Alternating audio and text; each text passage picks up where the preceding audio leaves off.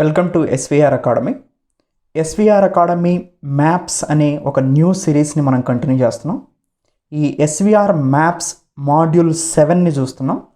Module 6 వరకు మనకి ఆన్లైన్లో అప్డేట్ అవని ఎవరైతే మన గ్రూప్ 1, గ్రూప్ 2 అండ్ అదర్ ఎగ్జామినేషన్స్కి కోర్స్ని పర్చేజ్ చేశారో వాళ్ళకి మ్యాప్ బేస్డ్ కరెంట్ అఫైర్స్ అనేది రెగ్యులర్గా సిరీస్ ద్వారా ఇవ్వటం జరుగుతుంది. సో ఇప్పుడు మనం మాడ్యూల్ 7లో ఉన్నాం. మాడ్యూల్ 6 వరకు కూడా మీకు ఆన్లైన్లో అప్డేట్ అయినాయి. సో ఈ మాడ్యూల్ 7 సో ఎస్విఆర్ మ్యాప్స్ అనే నేమ్తో మ్యాప్ బేస్డ్ కరెంట్ అఫైర్స్ని మీకు అందించడం జరుగుతుంది అనమాట. సో ఈరోజు మాడ్యూల్ 7లో ఫస్ట్ టాపిక్ వచ్చేసి ఇండియన్ ఓషన్ రీజన్లో కొన్ని ఐలాండ్స్ ఉన్నాయి. ఈ ఐలాండ్స్ అన్నీ కూడా రీసెంట్గా న్యూస్లో ఉన్నాయి.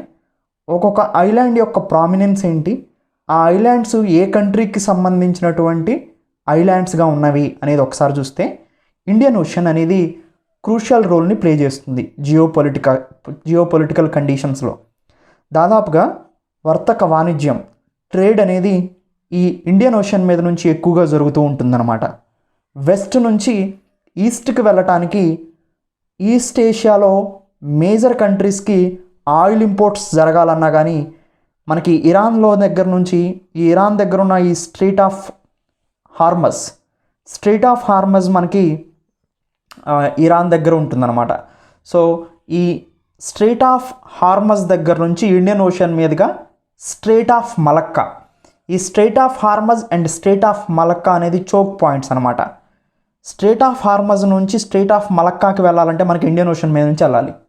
సో ఇండియన్ ఓషన్ అనేది ట్రేడ్ పరంగా, జియోపొలిటికల్ కండిషన్స్ని పరంగా చైనాకి కౌంటర్ మెజర్స్ తీసుకోవటానికి ఇండియాకి మెయిన్ పాయింట్గా ఉంటుందన్నమాట ఇండియన్ ఓషన్ అనేది. ఇండియన్ ఓషన్లో కొన్ని ఇంపార్టెంట్ ఐలాండ్స్ ఉన్నాయి. మేజర్ ఐలాండ్స్ వచ్చేసి మాల్దీవ్స్, తర్వాత సైచెల్లీస్, తర్వాత మారిషస్, నెక్స్ట్ మడగాస్కర్. ఇవన్నీ కూడా ఇండియన్ ఓషన్లో ఉన్నప్పటికీ కూడా ఆఫ్రికన్ కంట్రీస్కి సంబంధించినవి అనమాట. సో మారిషస్ కానీ, మడగాస్కర్ కానీ, సియాచెల్లీస్ కానీ ఇవన్నీ కూడా ఆఫ్రికన్కి సంబంధించినటువంటి ఐలాండ్, ఆఫ్రికన్ కాంటినెంట్లో ఉన్నాయి. కానీ ఉండటం మాత్రం ఇండియన్ ఓషన్లో ఉన్నాయి, కానీ ఆఫ్రికన్ కాంటినెంట్కి సంబంధించింది. ఒకసారి చూడండి, మాల్దీవ్స్లో రీసెంట్గా మనకి ఇంపార్టెంట్ పాయింట్ ఏంటంటే చాగోస్ ఐలాండ్స్ అని ఉంటుంది. ఈ చాగోస్ ఐలాండ్స్లో ఒక ఇంపార్టెంట్ ఐలాండ్ ఉంది, అది డైగో గార్సియా. ఈ డైగో గార్సియా అనేది యుఎస్ఏకి సంబంధించిన నేవల్ బేస్ అనమాట. అంటే యూకే ఈ చాగోస్ ఐలాండ్లో, చాగోస్ అనేది గ్రూప్ ఆఫ్ ఐలాండ్, ఈ చాగోస్ ఐలాండ్ మాల్దీవ్స్కి సంబంధించింది. మాల్దీవ్స్లో ఉన్న చాగోస్ ఐలాండ్లో, ఈ చాగోస్ ద్వీపంలో డైగో గార్సియా అనే ద్వీపంలో, అంటే చాగోస్ ఐలాండ్ అనేది ఆర్కిపెలాగో గ్రూప్ ఆఫ్ ఐలాండ్స్ అనమాట. సో ఈ చాగోస్ ఐలాండ్లోని డైగో గార్సియాలో ఇంతకుముందు ఇది యూకే హ్యాండ్స్లో ఉంది, అది యుఎస్ఏకి లీజ్కి ఇచ్చిందనమాట. యుఎస్ఏ నేవల్ బేస్ని ఇక్కడ మెయింటైన్ చేస్తుంది. అయితే ఈ డైగో గార్సియా అనేది మాల్దీవ్స్ నాది అని క్లెయిమ్ చేస్తుంది, కానీ ప్రజెంట్ యూకే అండర్లో ఉంది. యూకే యుఎస్ఏకి లీజ్కి ఇచ్చింది, అందుకని యుఎస్ఏ నేవల్ బేస్ని మెయింటైన్ చేస్తుంది ఈ డైగో గార్సియాలో. సో అది ఇక్కడ మనకి ఈ డైగో గార్సియా ఐలాండ్ అనేది న్యూస్లో ఉందన్నమాట. అంటే సింపుల్గా చెప్పాలంటే చాగోస్ ఆర్కిపెలాగో అనేది గ్రూప్ ఆఫ్ ఐలాండ్స్, ఆ గ్రూప్ ఆఫ్ ఐలాండ్స్లో డైగో గార్సియా ఒకటి. ఈ డైగో గార్సియా కానీ చాగోస్ ఆర్కిపెలాగో కానీ మొత్తం ఏ కంట్రీకి సంబంధించినవి అంటే మాల్దీవ్స్కి సంబంధించినవి. ఓకే, నెక్స్ట్ అజంప్షన్ ఐలాండ్స్ విషయానికి వస్తే ఇది సైచెల్లీస్కి సంబంధించిన కంట్రీకి, ఇది ఐలాండ్ కంట్రీ. అంటే సైచెల్లీకి సంబంధించిన ఐలాండ్కి సంబంధించిన ఒక ఐలాండే అజంప్షన్ ఐలాండ్. ఈ సైచెల్లీ కంట్రీ ఆఫ్రికన్ కాంటినెంట్లోది అనమాట, ఆఫ్రికా ఖండంలోనిది, కానీ ఇండియన్ ఓషన్లో ఉంది. ఈ సైచెల్కి సంబంధించిన అజంప్షన్ ఐలాండ్లో మనం ఒక ఎయిర్ స్ట్రిప్ డాకింగ్ ఫెసిలిటీస్ని కన్స్ట్రక్షన్ చేయడానికి ఇండియా ముందుకొచ్చిందనమాట. ఈ ప్రాజెక్ట్స్ ఎక్కడ వరకు వచ్చినాయి అనేది మనకి అంత అవసరం లేదు, ఎందుకంటే ఇండియా ఎప్పుడూ కూడా ప్రాజెక్ట్ని కన్స్ట్రక్షన్ చేస్తాంలో డిలే చేస్తూ వస్తుందన్నమాట. ఎనీవే, అజంప్షన్ ఐలాండ్లో మనం ఎయిర్ స్ట్రిప్ డాకింగ్ ఫెసిలిటీని కన్స్ట్రక్షన్ చేస్తున్నాం. నెక్స్ట్ అగులేగా అగ్లేగా ఐలాండ్స్ మారిషస్కి సంబంధించినవి. అగ్లేగా ఐలాండ్స్ మారిషస్కి సంబంధించినవి. ఇక్కడ మనం ఒక ఎయిర్పోర్ట్ టెర్మినల్ని కన్స్ట్రక్షన్ చేస్తున్నాం. దాదాపుగా $87 million ఈ ప్రాజెక్ట్ని కన్స్ట్రక్షన్ చేస్తున్నాం అన్నమాట. సో ఇది different group of islands in Indian Ocean. చూడండి, చాగోస్ ఆర్కిపెలాగో, దాంట్లో ఉన్న important island Diego Garcia. Diego గార్సియాలో యుఎస్ఏ నేవల్ బేస్ ఉంది. సో ఈ చాగోస్ ఆర్కిపెలాగో మొత్తం కూడా మాల్దీవ్స్కి సంబంధించింది. అగ్లేగా ఐలాండ్స్ మారిషస్కి సంబంధించింది. అజంప్షన్ ఐలాండ్ సీచెల్లీస్కి సంబంధించింది. ఇండియన్ ఓషన్లో ఉన్న డిఫరెంట్ ఐలాండ్స్ని మీరు గుర్తుపెట్టుకోవాల్సిన అవసరం ఉందన్నమాట. పైనుంచి కిందకు వస్తుంటే మాల్దీవ్స్, ఇండియన్ ఓషన్ తమిళనాడు నుంచి మనం కిందకు వస్తే శ్రీలంక కింద మాల్దీవ్స్కి లెఫ్ట్ సైడ్ సియాచెల్లీస్ కింద అజంప్షన్ ఐలాండ్స్ సియాచెల్లీస్కి సంబంధించింది. అజంప్షన్ ఐలాండ్స్ కింద డైగో గార్సియా, ఈ డైగో గార్సియా మాల్దీవ్స్కి సంబంధించింది. డైగో గార్సియా కింద అగ్లేగా ఐలాండ్స్ దాని కింద ఉన్నటువంటి మారిషస్కి సంబంధించింది. సో ఇవి important islands in Indian ocean అనమాట. సో ఇవి మ్యాప్ బేస్డ్లో మనం ఫస్ట్ మ్యాప్లో నేర్చుకోవాల్సిన ఇంపార్టెంట్ ఐలాండ్స్. నెక్స్ట్ మనకి ఛానల్స్ కొన్ని ఉంటాయి. 6 degree channel, 8 degree channel, 10 degree channel, 11 degree channel, ఇలా మనకి డిఫరెంట్ టైప్స్ ఆఫ్ ఛానల్స్ ఉంటాయి అన్నమాట. అంటే ఏ కంట్రీకి మధ్యలో ఈ ఛానల్ వెళ్తుంది అనేది మోస్ట్ ఇంపార్టెంట్. 6 degree ఛానల్ మనకి గ్రేట్ నికోబార్, అండమాన్ నికోబార్, అంటే ఇండియాని ఇండోనేషియాని డివైడ్ చేసేది ఏది అంటే 6 degree ఛానల్. ఇక్కడ ఇండియా అంటే స్పెసిఫిక్గా అండమాన్ నికోబార్ ఐలాండ్స్ని ఇండోనేషియాని డివైడ్ చేసేది 6 degree ఛానల్. అండమాన్ నికోబార్ ఐలాండ్లో కూడా స్పెసిఫిక్గా లాస్ట్ పాయింట్ ఏంటంటే ఇందిరా పాయింట్. ఇది 2004 సునామీలో కొంచెం మునిగిపోయిందనమాట. అందుకని లాస్ట్ టిప్ని ఇందిరా పాయింట్గా ఇప్పుడు చెప్పట్లేదు మనం. ఈ ఇందిరా పాయింట్కి అంటే ఇండియాలో ఉన్న అండమాన్ నికోబార్లో ఉన్న ఇందిరా పాయింట్ని ఇండోనేషియాని సపరేట్ చేసేది 6 degree ఛానల్. తర్వాత 8 degree ఛానల్ అంటే ఇండియాని మాల్దీవ్స్ని సపరేట్ చేసే ఛానల్ 8 degree ఛానల్. ఇండియాలో లక్షద్వీప్లో ఉన్న మిన్కాయ్ ఐలాండ్స్, లక్షద్వీప్ అనేది గ్రూప్ ఆఫ్ ఐలాండ్స్, ఈ లక్షద్వీప్లో ఉన్న మిన్కాయ్ ఐలాండ్ని మాల్దీవ్స్ని, అంటే ఇండియాలో ఉన్న లక్షద్వీపుల్లో ఉన్న మిన్కాయ్ ఐలాండ్ని మాల్దీవ్స్ని తర్వాత సపరేట్ చేసేది 8 degree channel. Next 9 degree channel. 9 degree channel అనేది లక్షద్వీప్ ఐలాండ్స్లోనే కవరతి, లక్షద్వీప్ ఐలాండ్స్లోనే మనకి మిన్కాయ్ ఐలాండ్ని మెయిన్ గ్రూప్ ఆఫ్ లక్షద్వీప్ ఐలాండ్స్ని సపరేట్ చేసేది 9 degree ఛానల్. 10 degree ఛానల్ అనేది అండమాన్ నికోబార్ ఐలాండ్స్ని, అంటే అండమాన్ని ఇటు నికోబార్ ఐలాండ్స్ని, పైన ఉన్న గ్రూప్ ఏమో అండమాను, కింద ఉన్న గ్రూప్ ఏమో నికోబార్ ఐలాండ్స్, ఈ రెండింటిని సపరేట్ చేసేది 10 degree ఛానల్. సో ఇవి మనకి 6 degree ఛానల్ ఏమో ఇండియాని ఇండోనేషియాని, 8 degree ఛానల్ ఏమో ఇండియాని మాల్దీవ్స్ని, 9 degree ఛానల్ ఏమో లక్షద్వీప్కి మిడిల్గా వెళ్తుంటుంది, లక్షద్వీప్కి కొంచెం దగ్గరగా, లక్షద్వీప్ని 2 పార్ట్లుగా చేసేది 9 degree ఛానల్. అండమాన్ని నికోబార్ని సపరేట్ చేసేది 10 degree ఛానల్. సో ఇవి 6, 8, 9 and 10 degree channels in Indian ocean అనమాట. సో ఇవి most important exam purpose. Next third map వచ్చేసి రివర్ లింకేజ్ ప్రాజెక్ట్స్. సో ఈ రివర్ లింకేజ్ ప్రాజెక్ట్స్ అనేది మోస్ట్ ఇంపార్టెంట్. సివిల్ సర్వీస్లో కూడా మనకి పట్టిసీమ ప్రాజెక్ట్ గురించి అడిగారు. పట్టిసీమ ప్రాజెక్ట్ అనేది ఇండియాలోని మొట్టమొదటి నదుల అనుసంధానమైనటువంటి ప్రాజెక్ట్.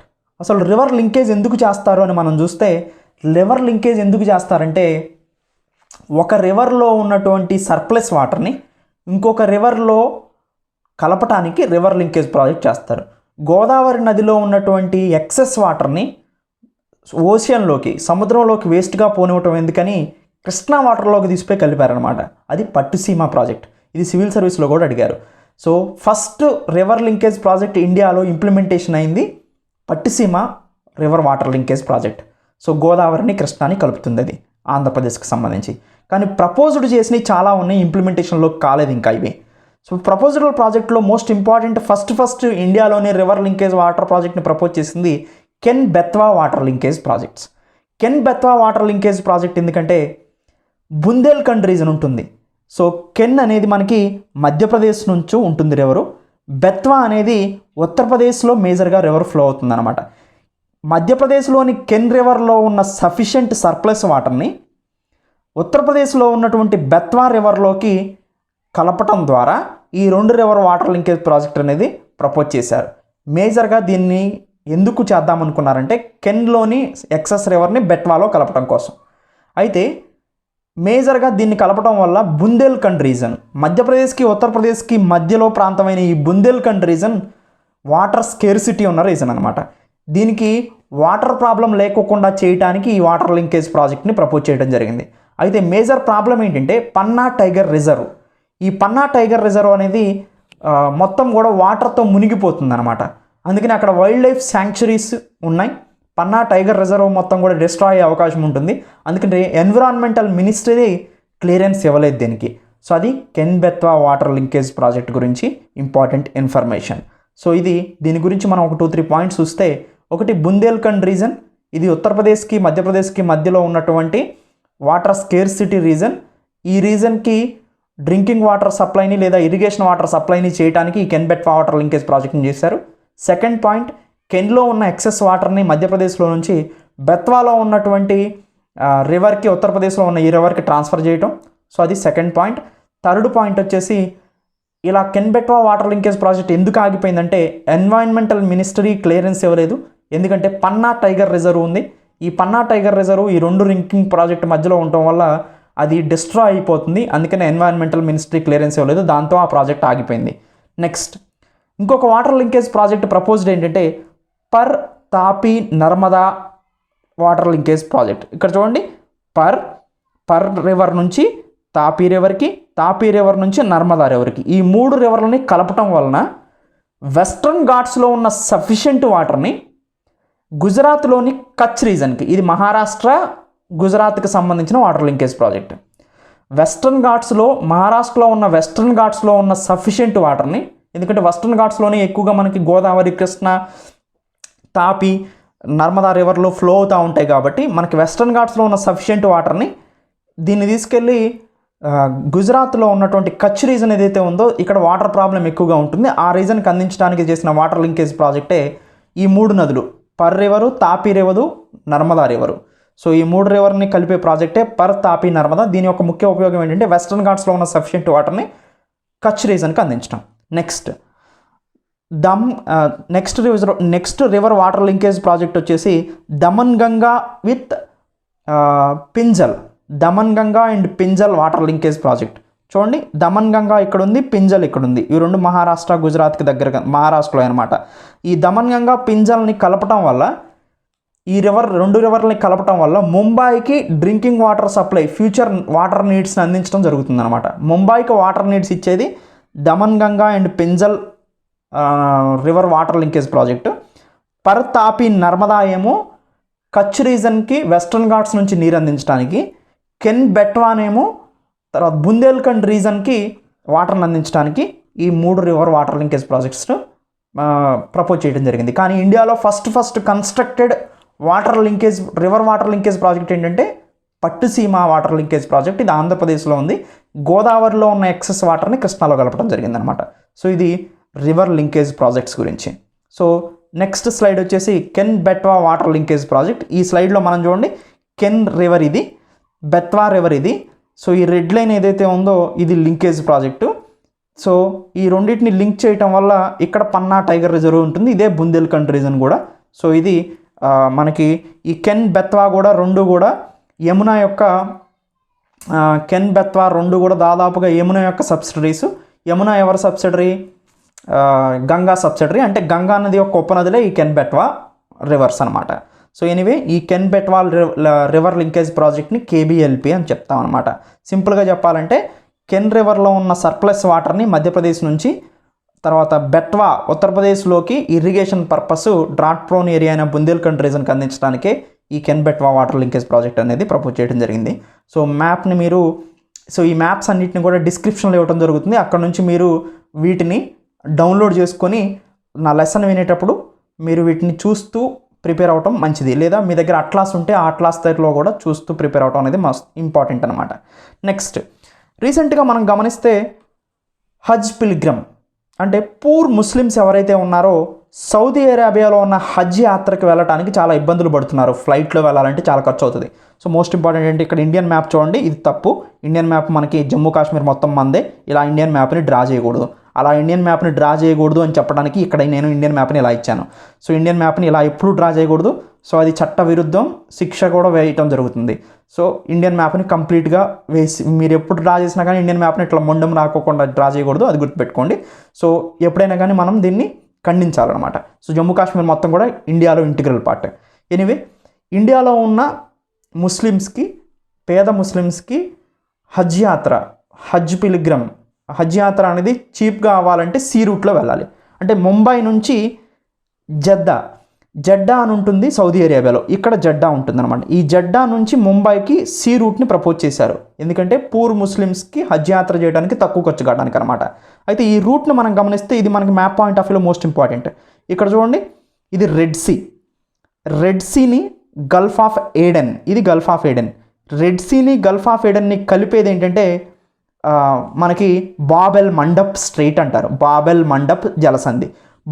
మండప్ జలసంధి ఏ రెండింటిని కనెక్ట్ చేస్తుంది అని అడిగితే రెడ్ సీని గల్ఫ్ ఆఫ్ ఏడెన్ని. దానిపైన చూడండి మనకి పర్షియన్ గల్ఫ్ని, అంటే ఎక్కువగా క్రూడ్ ఆయిల్ అవైలబిలిటీ ఉన్న పర్షియన్ గల్ఫ్ని, తర్వాత గల్ఫ్ ఆఫ్ ఓమన్ని, ఈ రెండింటిని కనెక్ట్ చేసేదే హార్మజ్ స్ట్రైట్. సో ఈ హార్మజ్ స్ట్రైట్ అనేది, స్ట్రైట్ ఆఫ్ హార్మజ్ అనేది గల్ఫ్ ఆఫ్ ఓమన్ని, పర్షియన్ గల్ఫ్ని కలుపుతుంది. బాబెల్ మండప్ స్ట్రైట్ అనేది గల్ఫ్ ఆఫ్ ఏడన్ని, రెడ్ సీని కలుపుతుంది. సో ఇది మోస్ట్ ఇంపార్టెంట్ జాగ్రఫికల్ పాయింట్. ఈ రీజన్ మొత్తం కూడా చాలా ఇంపార్టెంట్ మనకి. ఓకే, రెడ్ సీలో నుంచి జడ్డా నుంచి రెడ్ సీలోకి వచ్చి, రెడ్ సీ నుంచి మనకి బాబెల్ మండప్ స్ట్రైట్లోకి వచ్చి, బాబెల్ మండప్ స్ట్రైట్ నుంచి గల్ఫ్ ఆఫ్ ఏడెన్లోకి వచ్చి, గల్ఫ్ ఆఫ్ ఏడెన్లో నుంచి అరేబియన్ ఓషన్లోకి వచ్చి, అరేబియన్ ఓషన్లో నుంచి మనకి ముంబై రావడం జరుగుతుంది అనమాట. సో ఇది జడ్డా నుంచి, సౌదీ అరేబియాలో ఉన్న జడ్డా దగ్గరగా ఉంటుంది హజ్ యాత్రకి, హజ్ ప్లేస్కి. సో ఆ జడ్డా చేరుకొని జడ్డా నుంచి హజ్ వెళ్ళడం జరుగుతుంది అనమాట. సో ఇది హజ్ పిల్గ్రిమ్. రీసెంట్గా సౌదీ అరేబియా దీనికి ఒప్పుకోవడం జరిగిందనమాట. నెక్స్ట్ చాలా ఇంపార్టెంట్ మ్యాప్ అండి, టర్కీ మ్యాప్. రీసెంట్గా టర్కీ అనేది మల్టిపుల్ ఇష్యూస్లో ముందుంటుంది. సో టర్కీ ప్రెసిడెంట్ ఎవరైతే ఉన్నారో, సో ఎర్డోగాన్ ఎవరైతే ఉన్నారో చాలా ఎక్స్ట్రీమిస్టేనా, అంటే సింపుల్గా చెప్పాలంటే తను ముస్లిం వరల్డ్ మొత్తానికి లీడర్ కావాలనుకుంటుండు. అందుకని ముస్లిమ్స్కి సంబంధించిన ఏ ఇష్యూస్ వచ్చినా కాంట్రవర్సీ తీసుకొచ్చి పీస్ఫుల్ నేచర్ని దెబ్బరిస్తుండు. సో ముస్లిం పాపులేషన్లో కొన్ని రకాలైనటువంటి అనుమానాస్పదమైనటువంటి పరిస్థితులను నెలకొల్పి పీస్ఫుల్ ప్రాసెస్ని దెబ్బతీస్తుండు అని అయితే ఎర్డోగాన్ మీద ఉన్నటువంటి మేజర్ క్లెయిమ్ ఎక్కువ న్యూస్ పేపర్స్ రాస్తున్నాయి. సో అది కూడా నిజమే అయి ఉండొచ్చు. మహతీర్ మహమ్మద్ అంటే రీసెంట్గా మలేషియన్ ప్రెసిడెంట్గా ఇతను ప్రైమ్ మినిస్టర్ నుంచి తప్పుకున్నారు. మహతీర్ మహమ్మద్, ఎర్దోగాన్ వీళ్ళందరూ కూడా మేజర్ ఎక్స్ట్రీమిస్ట్గా మారి సో నిజమైనటువంటి ముస్లిమ్స్ని కాకోకుండా వీళ్ళు చెప్పే వాళ్ళని ఎక్స్ట్రీమిస్ట్గా మార్చడానికి ఎక్కువగా ప్రయత్నిస్తున్నారు. చాలా రియల్ ముస్లిం వరల్డ్ చాలా పీస్ఫుల్గా ఉంటారు. వాటిని వీళ్ళందరూ కూడా ఓల్డ్ ఆర్డర్ని దెబ్బతీయడానికి చాలామంది ప్రయత్నిస్తున్నారు. సో సపోజ్ ఇండియాలో మీరు చూస్తే ముస్లిమ్స్ చాలా పీస్ఫుల్గా ఇండియాలో ఉంటారు. మనం సెకండ్ లార్జెస్ట్ పాపులేటెడ్ కంట్రీ ముస్లిమ్స్కి, అయినా కానీ చాలా పాపులేటెడ్గా మనం అందరం కలిసిమెలిసి జీవించడం జరుగుతుంది. కానీ ఓల్డ్ కంట్రీస్ అన్నింటిలో ఉన్నటువంటి ముస్లిమ్స్ని ఎక్స్ట్రీమిస్ట్ వాళ్ళ స్వలాభం కోసం ఇబ్బందికరమైన పరిస్థితులకు గురి చేస్తున్న వ్యక్తులు ఎవరన్నారంటే మహతీర్ మహమ్మద్. ఈయన మలేషియా ప్రైమ్ మినిస్టర్గా పనిచేసి ఇప్పుడు అతను తప్పుకున్నాడు. తర్వాత ఎర్దోగాన్ మహా డేంజర్గా తయారాడు వరల్డ్ మొత్తానికి. సో ముస్లిం కంట్రీస్కి మొత్తాన్ని తను లీడర్గా ప్రకటించుకోవాలనేది ఆయన యొక్క ముఖ్య ఉద్దేశంగా కనిపిస్తుంది. దానికనే రీసెంట్గా మనం సైప్రస్ చూసాం. ఇక్కడ సైప్రస్ ఉంది. సైప్రస్లో నార్దర్న్ పార్ట్ ఏదైతే ఉందో నార్దర్న్ సైప్రస్, దీన్ని so republic of northern Cyprus అంటారు దీన్ని, రిపబ్లిక్ ఆఫ్ సైప్రస్ అనేది సదర్న్ పార్ట్. తర్వాత టర్కీ కంట్రోల్డ్ నార్దర్న్ సైప్రస్ అనేది అప్పర్ పార్ట్. మనం రీసెంట్గా కూడా కరెంట్ అఫైర్స్లో డీటెయిల్గా చూసాం. సో అసలు ఏంటి మెడిటరేనియన్ ఓషన్లో ఉన్న సైప్రస్ కాన్ఫ్లిక్ట్ ఏంటి అనేది. సో ఇది శ్రవణ్ ముత్యాల అనేది యూట్యూబ్ ఛానల్ కూడా ఒకటి ఉంటుంది, దాంట్లో కూడా మీరు దీన్ని ఫైండ్ అవుట్ చేయొచ్చు. సో మీకు కరెంట్ అఫైర్స్లో కూడా దీన్ని ఇవ్వడం జరిగిందనమాట. ఎనీవే ఇది సైప్రస్ కాన్ఫ్లిక్ట్లో భాగంగా టర్కీ మనకి న్యూస్లో ఉంది. గ్రీసు టర్కీ కాన్ఫ్లిక్ట్ రీసెంట్గా మనం చూసాం. ఎందుకంటే మెడిటరేనియన్ ఓషన్లో, మధ్యధరా సముద్రంలో, ఈస్టర్న్ మెడిటరేనియన్ ఓషన్లో ఆయిల్ ఎక్స్ప్లోరేషన్ చేయడానికి టర్కీ ఒక షిప్ని పంపించింది. ఆ సందర్భంలో కూడా టర్కీ గ్రీస్ కాన్ఫ్లిక్ట్ మనం చూసాం. సో టర్కీ ఎక్స్ట్రీమిస్ట్ భావాజాలంతో ముందుకెళ్తుంది. టర్కీ అనేది నాటోలో ఒక భాగంగా కూడా ఇప్పుడు కంట్రీగా ఉండిందనమాట. సో నాటోలో భాగంగా వెస్టర్నైజ్డ్ ఆర్మీ అంటాం దీన్ని, నాటో. సో ఈ నాటో మెంబర్గా కూడా టర్కీ ఉంది. అయినప్పటికీ కూడా నాటో మెంబర్స్కి కూడా సవాల్ విసురుతుంది టర్కీ రీసెంట్ డేస్లో. ఎనీవే, టర్కీ యొక్క బౌండరీస్ అనేది చాలా మోస్ట్ ఇంపార్టెంట్. టర్కీకి చూడండి, ఇటువైపు మెడిటరేనియన్ ఓషన్, ఇటువైపు Syria, Iraq, Iran, Georgia, Russia. టర్కీకి చాలా బౌండరీస్ ఉంటాయి. ఇవన్నీ గుర్తుపెట్టుకోవాల్సిన అవసరం లేదు. మోస్ట్ ఇంపార్టెంట్ టర్కీలో మనం గుర్తుపెట్టుకోవాల్సింది ఏంటంటే, చూడండి ఒకవైపు నుంచి వస్తే గ్రీస్కి టర్కీకి మధ్యలో ఉన్నటువంటి సీని ఏజియన్ సీ అంటారు. మనం టర్కీ కాన్ఫ్లిక్ట్ గురించి మాట్లాడుకున్నప్పుడు కూడా, సైప్రస్ కాన్ఫ్లిక్ట్ గురించి మాట్లాడుకున్నప్పుడు కూడా దీన్ని మాత్రం చూసాం. ఏజియన్ సీ ఇది. ఏజియన్ సీని ఈ మధ్యలో ఉన్నది సీ ఆఫ్ మర్మరా. ఈ సీ ఆఫ్ మర్మరాని ఏజియన్ సీని కలిపే స్ట్రైట్ జలసంధి, చిన్న జలసంధి, రెండు పెద్ద నదులని, రెండు పెద్ద బాడీస్ని కలిపే, 2 లార్జ్ వాటర్ బాడీస్ని కలిపే నేరో వాటర్ బాడీనే మనం జలసంధి అంటాం, స్ట్రైట్ అంటాం అనమాట. అలా డార్డనల్స్ స్ట్రైట్. డార్డనల్ స్ట్రైట్ అంటే గుర్తుపెట్టుకోండి, సీ ఆఫ్ మర్మరాని ఏజియన్ సీని కలుపుతుంది. ఓకే, ఈ ఏజియన్ సీ దేంట్లో పార్ట్ అంటే మెడిటరేనియన్ ఓషన్లో పార్టే. Okay, Aegean sea and sea of మర్మరాని కలిపేది డార్డనల్స్ స్ట్రైట్. తర్వాత సీ ఆఫ్ మర్మరాని ఇటువైపు ఉన్న బ్లాక్ సీని కలిపే మధ్యలో జలసంధి ఏదంటే బాస్ఫరస్ స్ట్రైట్. ఈ బాస్ఫరస్ స్ట్రైట్ అనేది మనకి ఏషియన్ టర్కీని, యూరోపియన్ టర్కీని డివైడ్ చేస్తుంది. అంటే యూరోప్కి సంబంధించిన టర్కీ ఈ పార్ట్, ఏషియన్ టర్కీ ఈ పార్ట్ అనమాట. ఇలా యూరోపియన్ టర్కీని, ఏషియన్ టర్కీని డివైడ్ చేసేది కూడా బాస్ఫరస్ స్ట్రైట్. ఈ బాస్ఫరస్ స్ట్రైట్కి దగ్గరగానే మనకి టర్కీ క్యాపిటల్ అయిన, టర్కీ రాజధాని అయిన ఇస్తాంబుల్ ఉంటుందన్నమాట. సో ఇది కాంప్లెక్స్ జాగ్రఫికల్ ఫినోమినాస్, రీసెంట్గా న్యూస్లో వచ్చింది కాబట్టి మనకి న్యూస్లో ఉంటుంది. స్ట్రైట్స్ అనేది మోస్ట్ ఇంపార్టెంట్. ఇందాక మనం స్ట్రైట్ ఆఫ్ హార్మజ్ చూసాం, తర్వాత బాబెల్ మండప్ స్ట్రైట్ చూసాం, స్ట్రైట్ ఆఫ్ మలక్కా చూసాం ఇండోనేషియా దగ్గర. తర్వాత ఇప్పుడు టర్కీ దగ్గర మనకి 2 స్ట్రైట్స్ ఉన్నాయి, డార్డనల్స్ స్ట్రైట్, బాస్ఫరస్ స్ట్రైట్. డార్డనల్ స్ట్రైట్ ఏమో సీ ఆఫ్ మర్మరాని ఏజియన్ సీని కలుపుతుంది. తర్వాత సీ ఆఫ్ మర్మరాని బ్లాక్ సీని కలిపేది బాస్ఫరస్ స్ట్రైట్. సో ఇవి మనం గుర్తుపెట్టుకోవాల్సిన మేజర్ మ్యాప్ పాయింటింగ్ టాపిక్స్ అనమాట టర్కీకి సంబంధించి. Next, Falkland island. Falkland island అనేది రీసెంట్గా న్యూస్లో ఉంది, ఎందుకంటే ఇది యునైటెడ్ కింగ్డమ్. సో యూకేకి అర్జెంటీనాకి మధ్యలో డిస్ప్యూటెడ్ ఐలాండ్ అనమాట. యూకేకి చాలా ఐలాండ్స్ ఉంటాయి, ఎందుకంటే కొలోనియల్ పీరియడ్లో యూకే దేశాలనే ఆక్రమించుకుంటూ పరిపాలించింది కాబట్టి ఐలాండ్స్ అంతా ఇంకా. సో దేశాలన్నిటికీ ఇండిపెండెన్స్ వచ్చిందో ఐలాండ్స్ కొన్ని తన చేతుల్లో మిగిలిపోయింది. అలా ఐలాండ్స్ మిగిలిపోయిన ఐలాండ్లో ఫాక్లాండ్ ఐలాండ్. ఈ ఫాక్లాండ్ ఐలాండ్ మీద రీసెంట్గా 2 కంట్రీస్కి వివాదంగా ఉంది. ఒకటి యునైటెడ్ కింగ్డమ్, రెండోది అర్జెంటీనా.